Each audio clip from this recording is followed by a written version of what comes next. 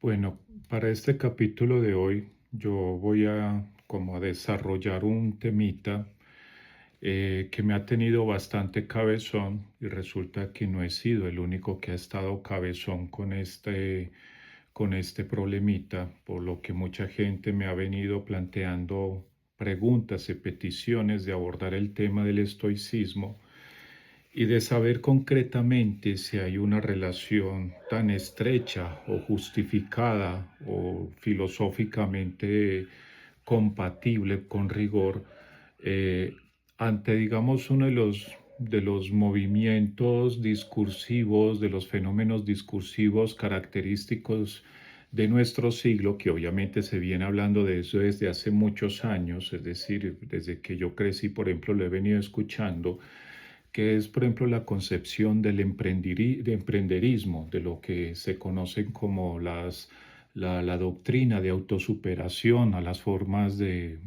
autoayuda que uno encuentra, por ejemplo, en los almacenes de cadena cuando hace fila para pagar precisamente una serie de productos y encuentra uno unos libros, libros de Walter Rizzo, por ejemplo, Juventud en Éxtasis, Las siete claves del éxito, Quién se robó a la vaca, Navegando sobre el pantano.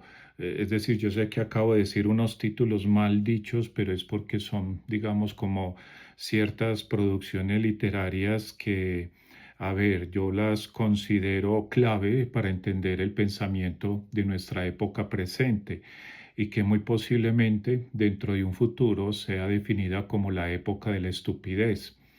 Pero parto precisamente como de una inquietud que podríamos considerar de carácter histórica en el sentido, por ejemplo, de que todas esas formas de discurso, todas esas formas de doctrina que insiste tanto sobre el tema de la innovación, en realidad no son innovadoras.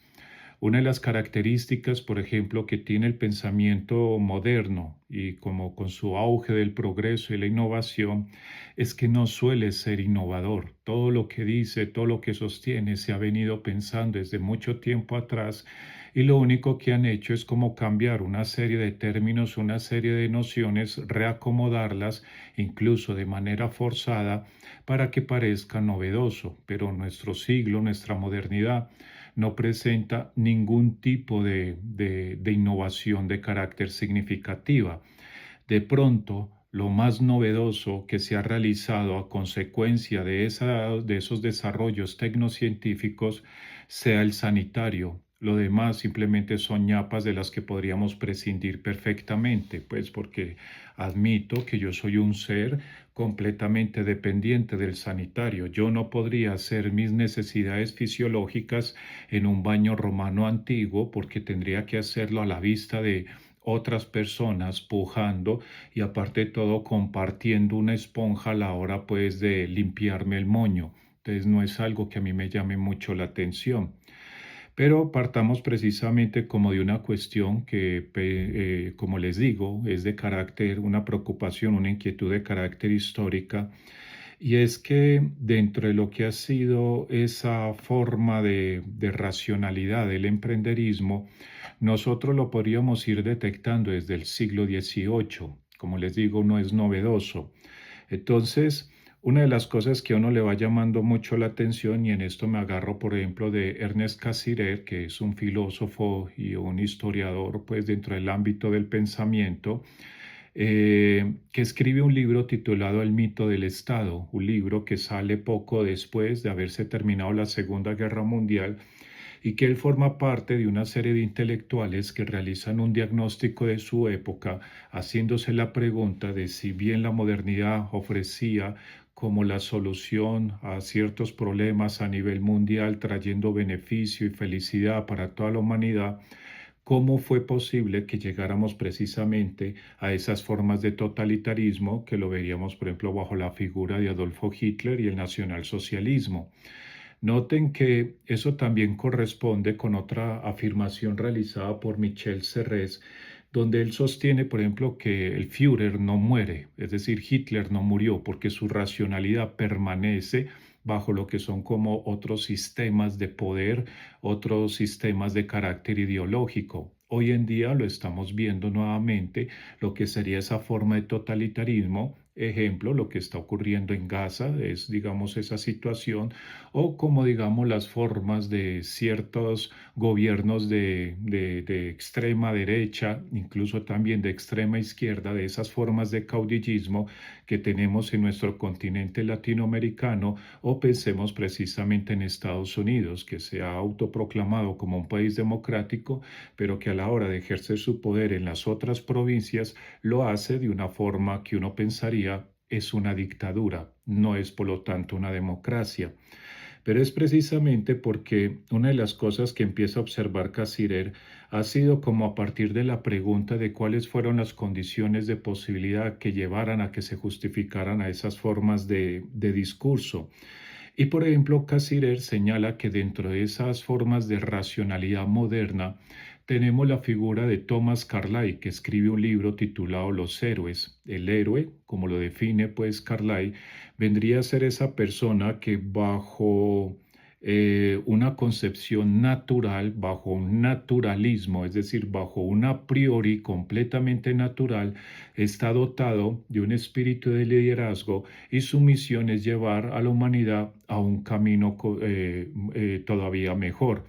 Entonces tendríamos nosotros ahí como la figura del líder, del jefe, del guía, pues como bajo lo que son ese tipo de concepciones, como esa figura que terminaría siendo inspiradora para todos los demás, precisamente para ir ejerciendo lo que sería ese camino de conducción al resto de la humanidad hacia un porvenir completamente mejor.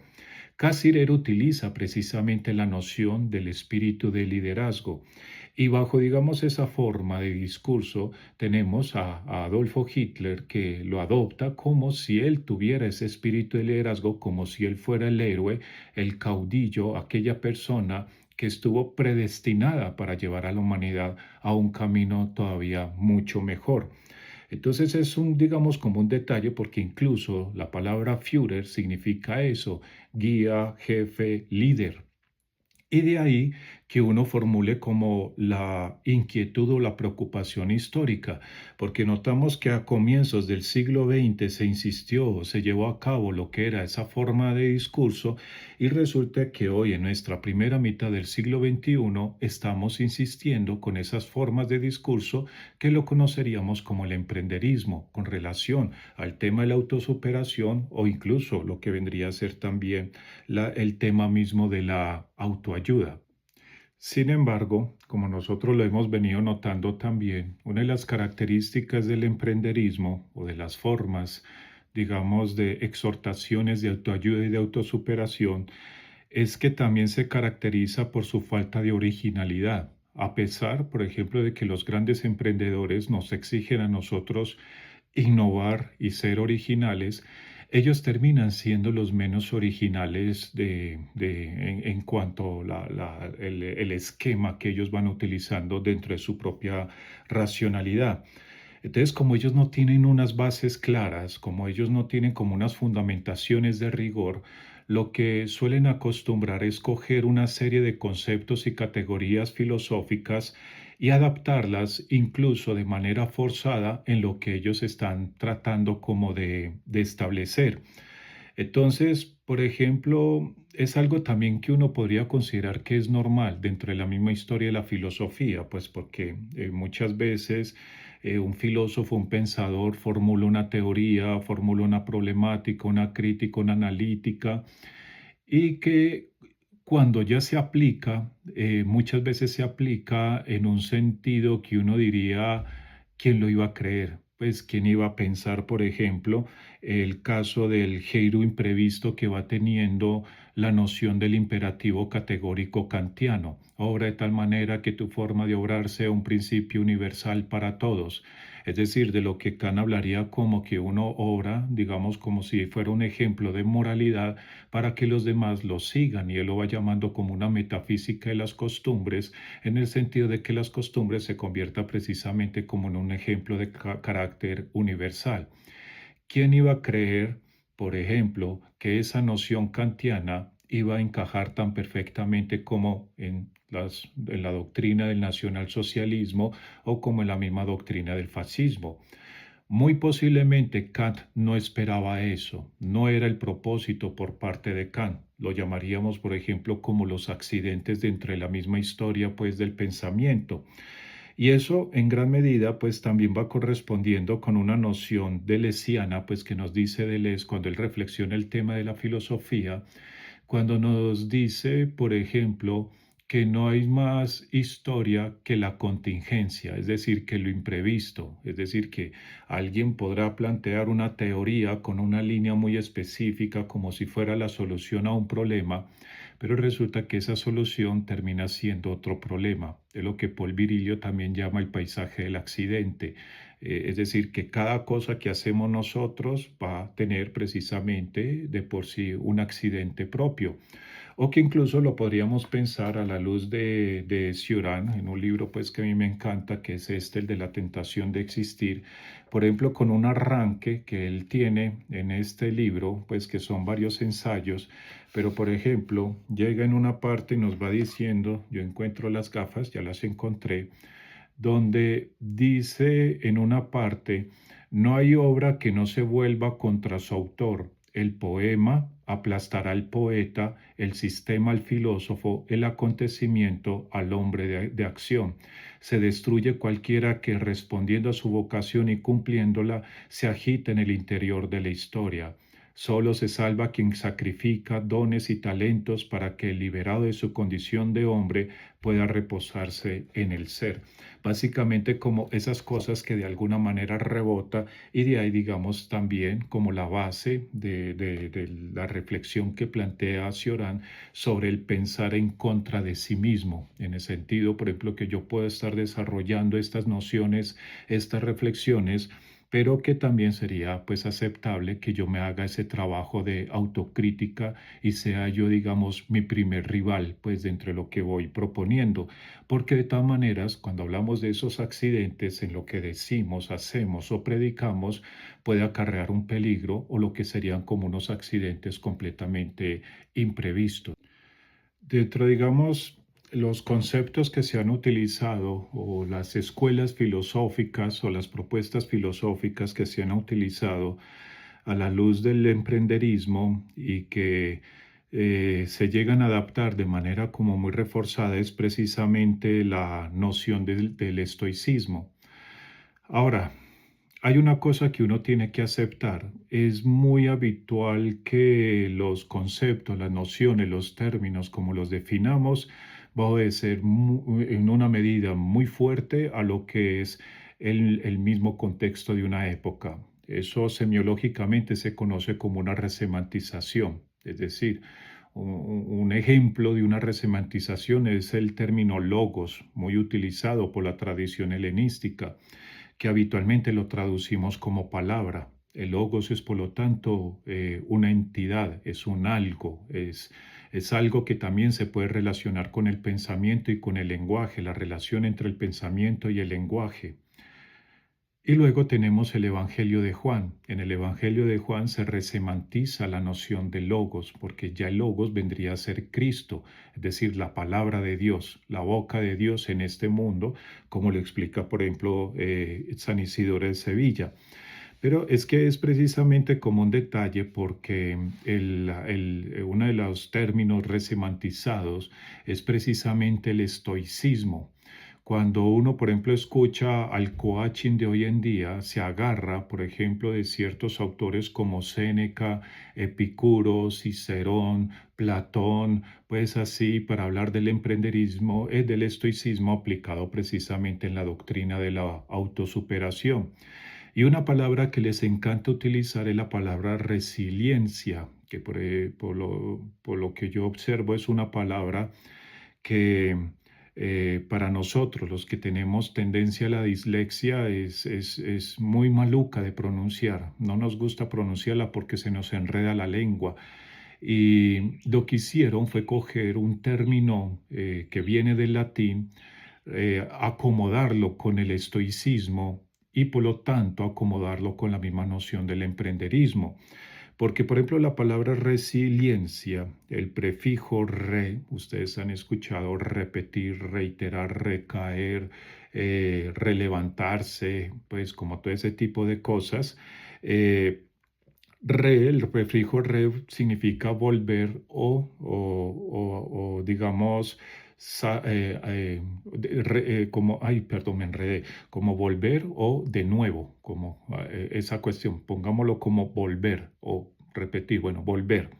Y salire, el sufijo salire es saltar, algo así como saltar de nuevo. Lo entienden también como levantarse de nuevo. Entonces, básicamente, lo que ha hecho el emprenderismo con la resiliencia es en el sentido de que uno, cuando es arrojado en este mundo, sobre todo dentro del ámbito laboral, que se toma como un ámbito personal, esa es una de las características, por ejemplo, de nuestro sistema de trabajo contemporáneo. Uno va a tener caídas, uno va a tener desgracias, uno va a tener frustraciones, a uno le va a ir mal. Lo más seguro es que a uno le vaya mal. Pero en vez de quedarse quieto, hundido, sumergido, tiene que levantarse de nuevo, fortalecerse por las mismas dificultades y ser todavía mejor. Es algo así como la figura dentro del campo de batalla, donde un soldado recibe un disparo, es herido, lo meten a una clínica, lo curan y otra vez lo devuelven a las trincheras. Es algo como bajo esa concepción, donde el sujeto a partir de las dificultades termine siendo más eficaz, más productivo y por lo tanto también más resignado e incluso agradecido. Ahí es donde uno, por ejemplo, va encontrando unos choques precisamente con la misma noción del estoicismo, porque el estoicismo no tiene que ver con esa forma de resignación, es decir, bajo la propuesta, digamos, la resemantización de de la resiliencia romana.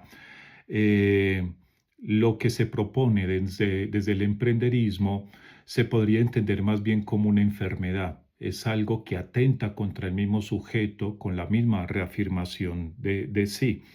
Por un lado, porque cuando nosotros vamos a hablar del estoicismo, estamos hablando precisamente de una práctica filosófica que es muy amplia. Es decir, a veces a mí me ha dado la sensación de que el estoicismo no es propiamente una escuela filosófica, es decir, no la definen como una escuela y nos ponen dentro de esa escuela una serie de autores. Pero, por ejemplo, si una de las bases, por ejemplo, de la reflexión dentro de la línea del estoicismo es precisamente el tema del epimeleia geatú y del gnotis seatú, del ocúpate a ti mismo, cuídate a ti mismo y el conócete a ti mismo, vamos a encontrar que es una práctica filosófica muy amplia, que no solamente se va a quedar con la tradición helenística o la tradición romana, sino que uno también lo encuentra dentro del contexto de la patrística, de la escolástica, de las corrientes filosóficas modernas, incluso dentro de la misma línea del existencialismo.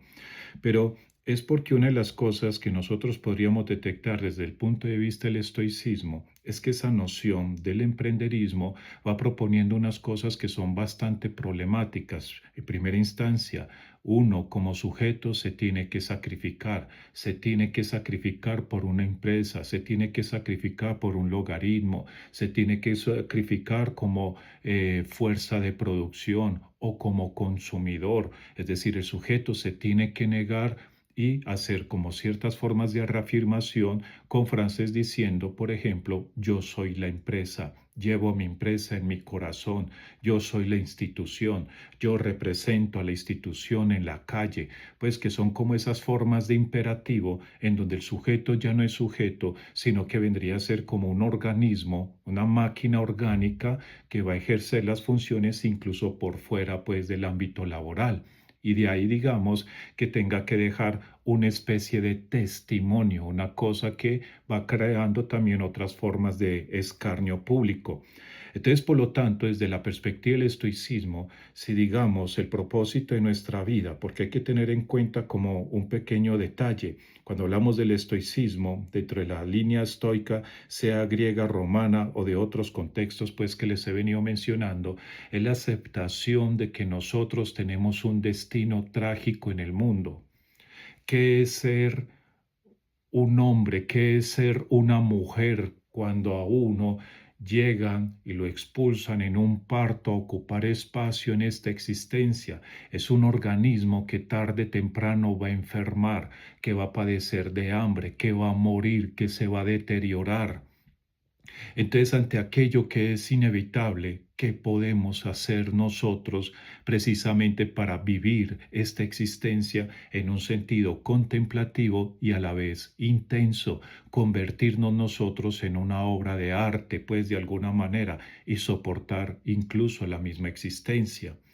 Esa figura, por ejemplo, que desde esa noción de resiliencia nos dice que cuando uno recibe una dificultad y un golpe duro en la vida, cae y luego se levanta para seguir siendo productivo, desde la perspectiva estoica es algo enfermizo, porque quiere decir el sujeto que ante una serie de actividades que lo enfermaron, que lo lastimaron, que lo dejaron herido, lo llevaron a hundirse, volver a hacer lo mismo es un ejemplo de necedad, es un ejemplo de estupidez.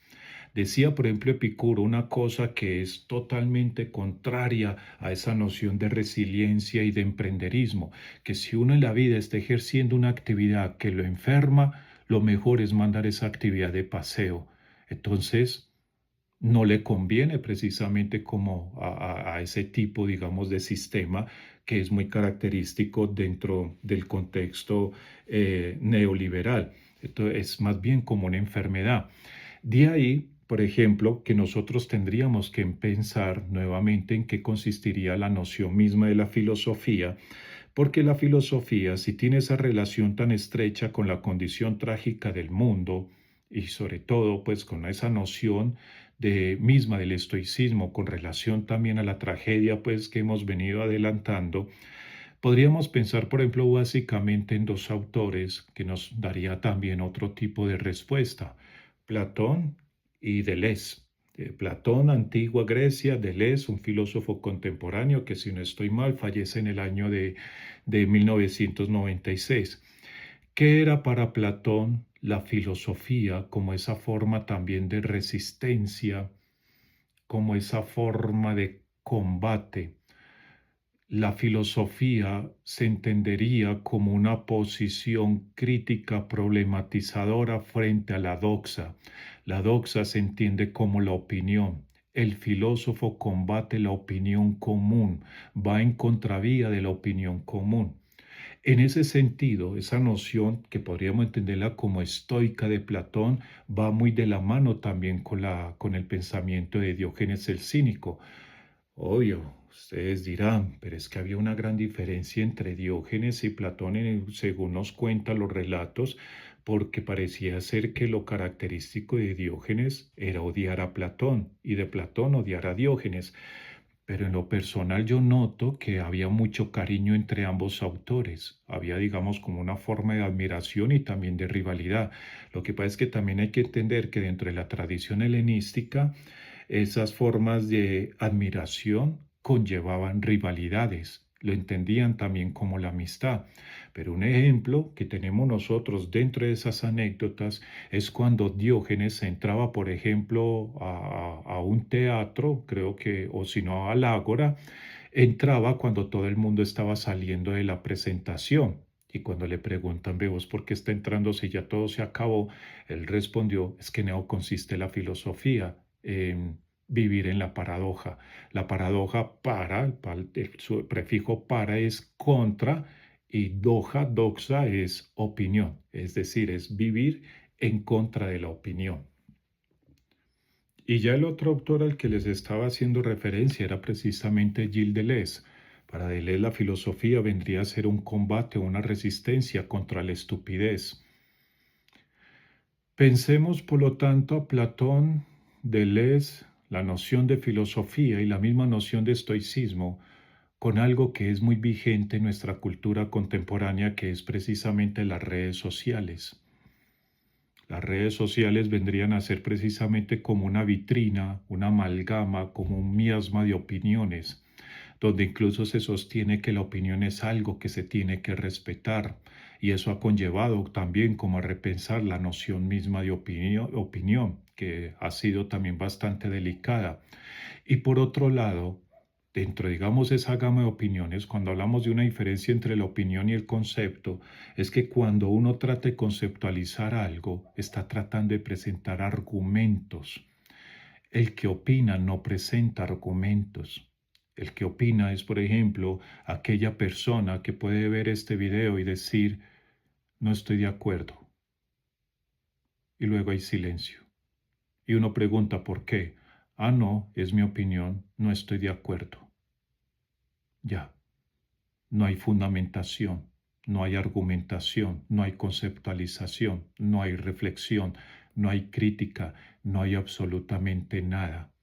Porque como menciona Fernando Savater, creo que haciendo referencia a Voltaire en un texto que titula La humanidad sin humanidades, dice que la opinión es como el culo y cada cual se sienta sobre él.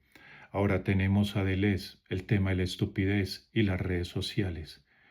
¿Cuánta estupidez no abunda precisamente en las redes sociales? Incluso pienso yo que en ciertos ámbitos de redes sociales pareciera que me va bien. Si me está yendo bien es porque algo está muy mal, algo no está funcionando bien. Por eso no lo asumo como tan bueno, no, preocupante. Es algo completamente preocupante, es decir, el nivel de estupidez al que hemos llegado precisamente en nuestro contexto contemporáneo a través de una herramienta que se suponía nos iba a sacar de la ignorancia y nos iba a iluminar, pero está sucediendo es todo lo contrario. Abundan las supersticiones, abundan los prejuicios, abundan las opiniones, abunda la carencia de rigor y la carencia de argumentación y de conceptualización. Eso nos lleva a pensar nuevamente que si alguien llega y pregunta a uno para qué estudia filosofía, es precisamente ese combate contra la estupidez. Noten que eso está muy vigente. De ahí la vigencia de la filosofía. Podríamos decir que mientras haya estupidez, nos tocó hacer el ejercicio filosófico de combatirla, donde se comienza es con uno mismo, pues ir en contra de uno figuró, pero son precisamente como ese tipo de detalles. Y eso sin contar que uno de los grandes imperativos de nuestra cultura contemporánea cumple también con uno de los pronósticos fuertes de Huxley a través de la novela que se ha solido traducir como Un mundo feliz. Creo que en pique inglés es Brave New World, que eso no traduce un mundo feliz, pero bueno. Según Huxley, aquello que nos proporciona placer y felicidad es lo que de alguna manera nos va a terminar matando, porque a través del placer y la felicidad es que se van estableciendo como otras formas de totalitarismo, otras formas de alienación, de control de la población, no a través del miedo, sino a través del placer. Y eso es también como otra de las características que tienen las redes sociales. Por ejemplo, yo sé que dentro del imperativo de las redes sociales, con este tipo de videos, estoy atentando precisamente con el imperativo del entretenimiento. No busco entretener. Desafortunadamente no soy recreacionista, pero es una cosa que es tan fregada porque ese factor del entretenimiento, el placer y la felicidad se convierte como imperativo también en otra forma de segregación, de exclusión, incluso de causar ciertas formas de escarnio público, otras formas de censura. Entonces noten que ahí está, como uno de los rasgos, digamos, como lo que podríamos decir el papayazo que nuestra racionalidad moderna y contemporánea le está dando precisamente a la filosofía. Ya para finalizar, notaron que en el desarrollo del video cambiaba precisamente de tapa para mi cabeza. No sé cuál me luce mejor. Ustedes ya dirán, si llegaron aquí es porque ya pueden decir cuál me luce mejor.